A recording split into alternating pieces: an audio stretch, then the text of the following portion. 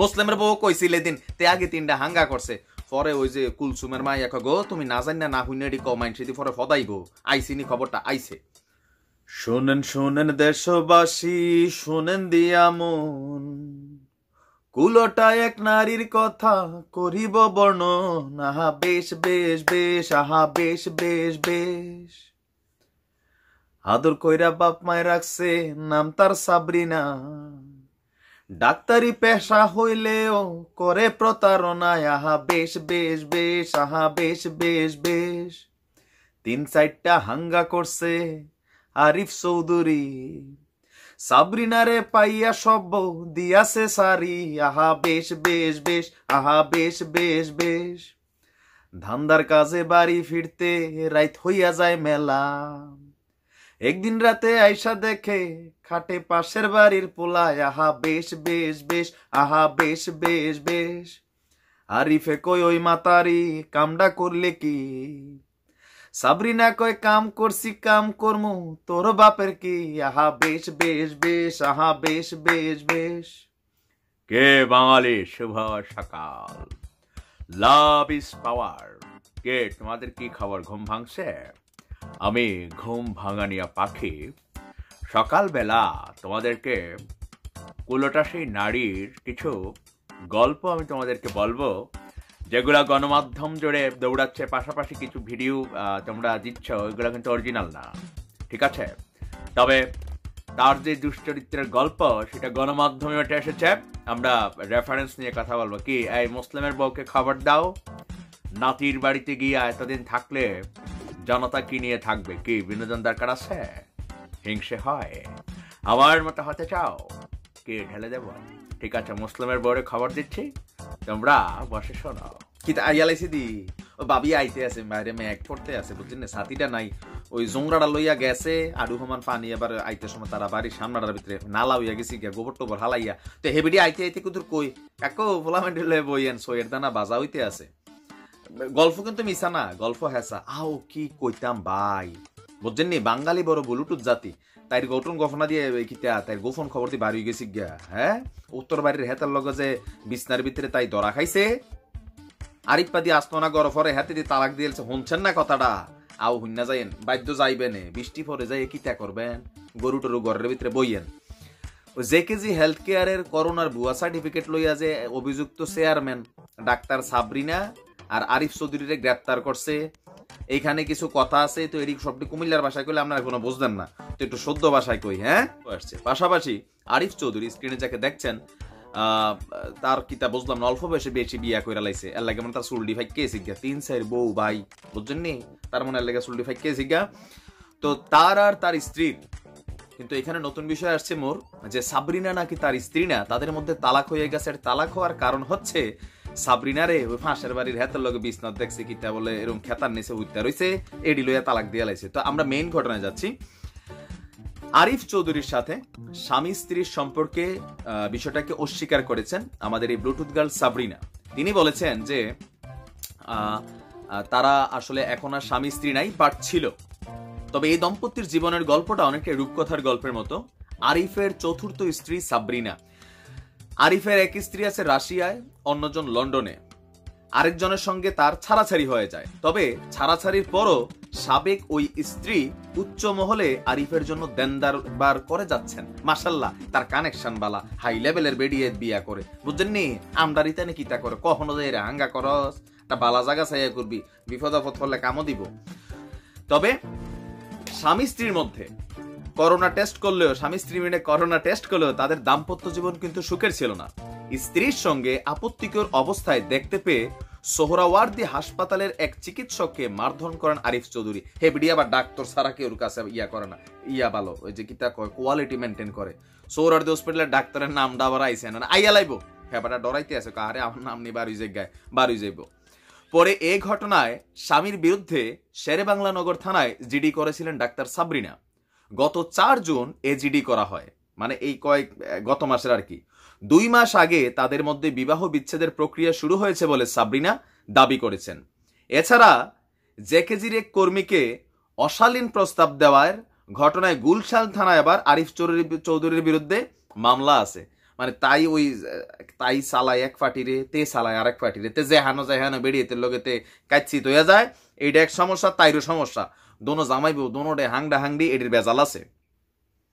আচ্ছা, মজা দিলাম, বিনোদন ছাড়া তো আপনাদের ভালো লাগে না, সেই কারণে জেকেজি হেলথ কেয়ার এই নামটা পরিচিত, সাবরিনা পরিচিত। তা আমরা সরাসরি সোজা আলোচনায় যাচ্ছি। এখন তাদেরকে যখন পুলিশের তেজগাঁও ডিসি কার্যালয়ে ডাকা হয়, আপনারা জানেন অলরেডি সাবরিনা অ্যারেস্টেড, তাই না, গ্রেপ্তার করা হয়েছে। তো নতুন নতুন তথ্য আসছে। তো তদন্ত সংশ্লিষ্টরা যেটা বলছেন, মূলত সাবরিনার হাত ধরেই করোনার স্যাম্পল কালেকশনের কাজটি ভাগিয়ে নেয় অনেকটাই নাম পরিচয়হীন কোম্পানি জেকেজি নামের প্রতিষ্ঠান। প্রথমে তিতুমির কলেজে মাঠে স্যাম্পল কালেকশনের বুথ স্থাপনের অনুমতি মিললেও প্রভাব খাটিয়ে ঢাকার বিভিন্ন জায়গায় আসলে পরবর্তী সময় তারা এই করোনার বুথ স্থাপন করেন। আপনার বিএম এর নেতার পরিচয় ভাঙিয়ে চলাফেরা করেন এই ডাক্তার সাবরিনা। ওই নেতার ছত্রছায়ায় এতদিন সাবরিনা ছিল। এখন আমরা জানতে চাই কে এই বিএম এর নেতা। যদি সাবরিনার এই ধান্দার প্রসেসিং এ আসলে উচ্চমানের কোনো কর্মকর্তা জড়িত না থাকে, তাহলে আমরা এখানে আশ্বস্ত হব, বাট মনে হচ্ছে ডালমে কুছ কালা হে। সরকারের কাছ থেকে বিনামূল্যে নমুনা সংগ্রহের অনুমতি নিয়ে বুকিং বিডি ও হেলথ কেয়ার নামক দুটি সাইটের মাধ্যমে টাকা নিচ্ছিল এবং নমুনা পরীক্ষা ছাড়াই ভুয়া সনদ দিত। পুলিশের কাছে নতুন যেই তথ্য আসছে রিমান্ডের পরে, জেকেজি হেলথ কেয়ার থেকে 27,000 রোগীকে করোনা টেস্টের রিপোর্ট দেওয়া হয়েছে।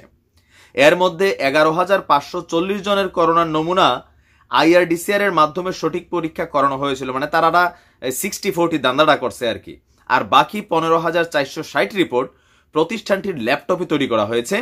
জব্দ করা ল্যাপটপে এর প্রমাণও মিলছে। আরিফ চৌধুরীকে জিজ্ঞাসাবাদে পুলিশকে জানান জেকেজির 7-8 কর্মী ভুয়া রিপোর্ট তৈরি করেন। জেকেজির মাঠ কর্মীরা ঢাকা, নারায়ণগঞ্জ, গাজীপুর, নরসিংদী সহ দেশের বিভিন্ন স্থান থেকে করোনা উপসর্গ দেখা দেওয়া মানুষের নমুনা সংগ্রহ করতেন। প্রতি রিপোর্টে 5 থেকে 10,000 টাকা নিতেন, আর বিদেশিদের কাছ থেকে নেওয়া হয়তো $100।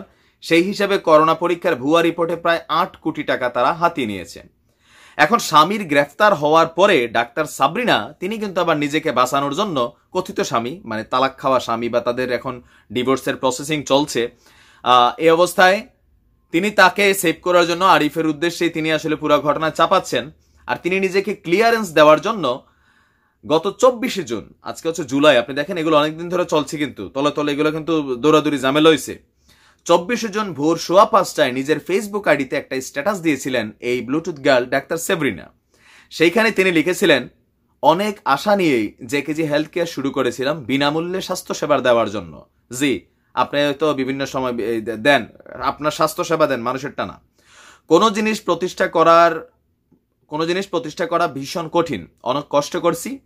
করোনা বিপর্যয় শুরু হওয়ার পর প্রথম এলাকা ভিত্তিক স্যাম্পল কালেকশন শুরু হয়। কত মানুষের কত রকম বাধা, কোনো দোকান খোলা নেই, জিনিসপত্র নেই, কেউ ভয়ে করোনা নিয়ে কাজ করতে চায় না, সব পেরিয়ে পথ চলা। এরপরে দীর্ঘ এক স্ট্যাটাস তিনি লিখছেন। সেই স্ট্যাটাসে তিনি নিজেকে নির্দোষ দাবি করার ট্রাই করছেন। 24 জুন যদি তিনি স্ট্যাটাস দিয়ে থাকেন, তার ঘটনাটা অনলাইনে আসছে কত, সর্বোচ্চ 3 থেকে 4 দিন বা 5 দিন। তার মানে আপনি দেখেন এগুলো তলে তলে তাদের ভিতরে কিছু ঝামেলা ছিল। বেসিক্যালি আমি বলছি যে এই প্রতিষ্ঠানের 2 জন কর্মী, হিরু এবং তার স্ত্রী, যারা দুজনেই আপনার এই যে কি কয় করোনার সনদের ডিজাইনার ছিল, তারা বেসিক্যালি তাদের সাথে কোনো একটা কারণে ঝামেলা হয়েছে। হওয়ার পরে তাদের বিরুদ্ধে পুলিশ কমপ্লেন হয়েছিল।